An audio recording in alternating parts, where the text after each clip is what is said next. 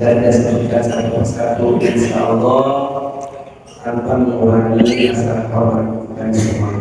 Semuanya sehat, amin. Alhamdulillah. Hari ini kita memasuki malam ke-6. Semoga Allah selalu memberi kesehatan sama kita semua untuk bisa melaksanakan kewajiban yang fardu maupun yang sunnah. Ini masjid bagus banget.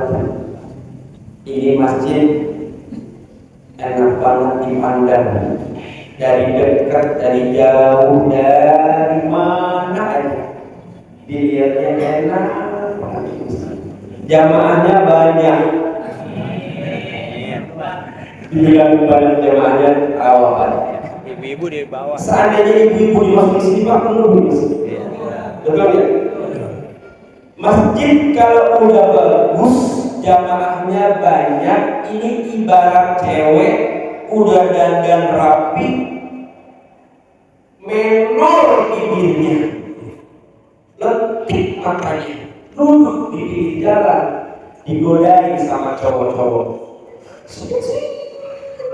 Itu cewek senang pakai kira-kira? Senang. Jadi dia itu indah, tapi badannya godain. Senang itu cewek. Sebaliknya masjid yang udah indah, udah bagus, jamaahnya nggak ada. Ini ibarat cewek udah dandannya cantik banget Pak, ngoblong, lagi ngoblong. Itu bahasa Jerman itu ngoblong. Ya Allah, gak ada yang godain. Cowok banyak banget padahal cowok nggak ada yang godain sama sekali. Itu perasaan cewek gimana kira-kira? Ya Allah, ini make up udah bermacam cara udah dandanin, tapi kok gak ada yang godain saya. Alhamdulillah ini masjid lighting atau lampunya bagus, sound systemnya bagus. Saking bagus imam pakai salah terakhir tadi. Menambah lagi, saking enaknya banget. Ya Allah, perasaan saya udah habis apa belum ya? Habis apa belum ya? Karena saking enak sound systemnya kalau kata dia Habib Pak. Masya Allah. Mudah-mudahan jamaahnya terus bertahan hingga hari raya Idul Fitri. Makanya gini Pak, di dalam kitab Madarijus Salikin itu digambarkan orang yang berpuasa seperti orang yang sedang menuju Allah, jalan menuju Allah, nyamperin Allah. Karena memang di dalam hadis Nabi itu mungkin pengarangnya ini mengambil dari Nabi hadis primer, hadis dari Sallallahu Alaihi Wasallam yang sangat terkenal sekali, yaitu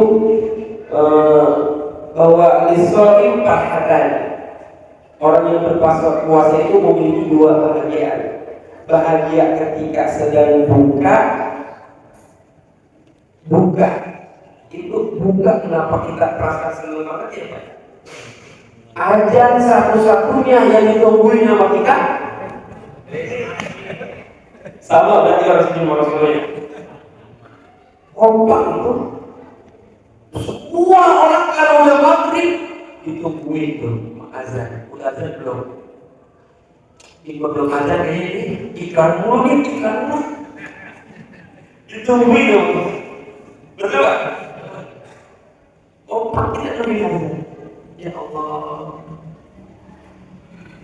senang kita kalau berbuka ya Allah, rasanya enak, betul Pak? Yang kedua, farhah indah ketemu dengan Allah. Makanya tadi dikatakan oleh yang kita tersebut, orang yang berpuasa itu digambarkan seolah-olah dia sedang menuju Allah. Tetapi ketika sedang menuju Allah, ada gunung yang besar yang menghalangi dia dengan Allah. Nggak bertemu dia dengan Allah, karena sebelum dia harus meruntuhkan, sebelum dia harus menundukkan itu gunung ditundukkan sama dia, dilewati itu sebelumnya, baru ketemu dengan Allah Subhanahu Wa Taala. Ngomong orang sini udah pernah pergi, udah pernah naik gunung apa belum? Bocah muda, sotoy banget. Kita kalau naik gunung kali, katakan ini orang segini banyaknya naik gunung, saya yakin ada yang baru sampai di kaki gunung udah turun, betul? Coba apa rasanya? Asam urat, ampon, bengin, lagi, encok, ya kan? Ada lagi terus, pokoknya saya harus sampai ke atas. Baru yang beri terkenal. Kenapa? Wah, apa keluar, gitu kan? Saya waktu pengalaman mimpi umroh, saya bawa Jabal 45 naik ke Gua Hiro, Jabal Nuh. Dari 45 rombongan yang saya bawa sampai di puncak hanya 8 orang. Kenapa? Karena tadi ada yang baru sampai di tempat turun, wajib, mengapa? Terjadi terang, turun. Bahkan udah sampai tinggal 3/4, dia mau turun karena udah benar-benar tepat. Karena naik gunung semakin ke atas itu rumput semakin apa? Semakin semak belukar semakin lebat, betul? Kemudian jalanan semakin terjal, ya kan? Angin semakin tinggi, kencang. Godaan semakin sama orang puasa. Orang puasa tarawih ada yang baru 3 hari udah terus. Ibarat kata baru sampai di kaki gunung kan? Saya yakin nih hari pertama belum nih. Gitu kan? Yang bawah juga hidup gunung kan? Pas kita mulai nih malam ke-6 udah longgar, udah maju.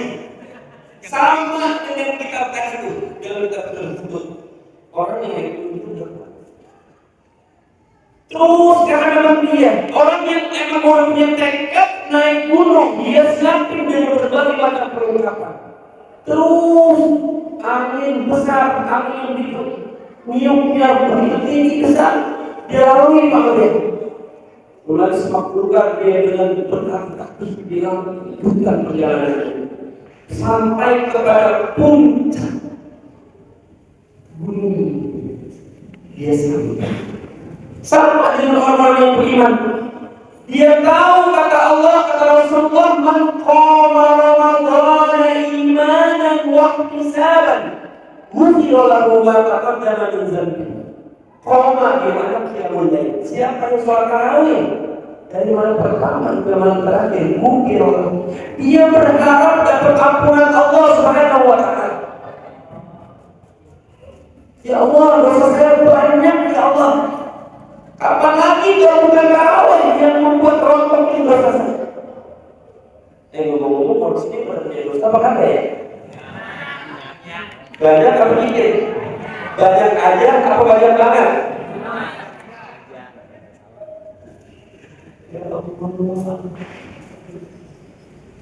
Bu, dengan banyak. Masya Allah, dosa kita banyak. Ayo kita pertahankan tarawih kita, karena tarawih itu ghufira lahu ma taqaddama min dhanbihi. Puasa itu man shoma ramadhana imanan wa ihtisaban ghufira lahu ma taqaddama min dhanbihi. Orang-orang yang beriman itu tahu kalau di sana ada ampunan Allah yang lebih luas, yang lebih besar, yang lebih banyak. Belum lagi nanti pengunjung ada namanya Lailatul. Kan masalah Indonesia itu terbalik Pak. Giliran ada malam 10 terakhir, longgar semuanya. Tinggal 3 baris. Pada saat itu belum kan? Karena ada satu malam yang kalau kita dapat sama dengan yang kita dapat tahu kita beriman. Orang yang beriman terus dia kata gangguannya banyak nih. Orang puasa semakin banyak gangguannya. Begitu bapak-bapak dah. Bapak-bapak kalau udah 15 hari puasa belum punya duit, itu ibu-ibunya kira-kira gimana? Tuh. Bapak lu jangan diam aja. Udah besok ini lebaran, udah belum punya sepotong-potong acar, betul nggak? Itu orang lanang kalau digituin, kira-kira perasaannya gimana? Cepet. Dia mikir dia buat taraweh, kalau ada duit gitu, nggak ujung-ujungnya. Ya terus. Taraweh kagak ada. Taraweh kagak yang duitnya. Betul-betul. Ya Allah. Orang yang beriman, siapapun imamnya, taraweh nggak mikir Pak di lembaga ya apa di urusannya ini. Karena dipikir itu aneh kan. Kalau ibarat oleh guru itu aneh yang tinggi kan. Bukan Tuhan yang begitu besar yang harus kita lalui. Kadang-kadang imam ada yang bacaannya Bismillahirrahmanirrahim. Yang langsung gimana kira-kira?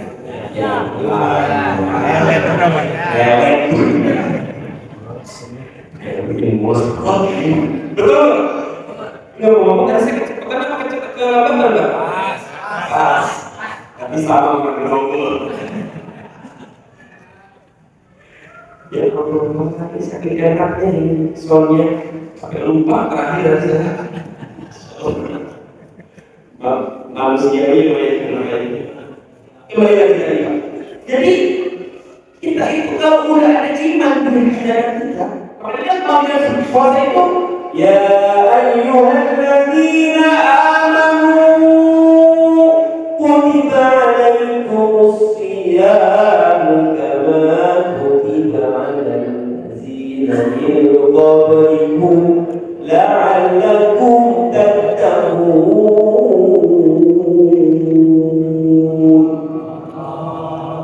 Di dalam tafsir kalau ada perintah kata-kata kutiba itu maknanya kan ditulis, tetapi maknanya kan furido, maknanya adalah wujiba, maknanya adalah luzim, maknanya diwajibkan.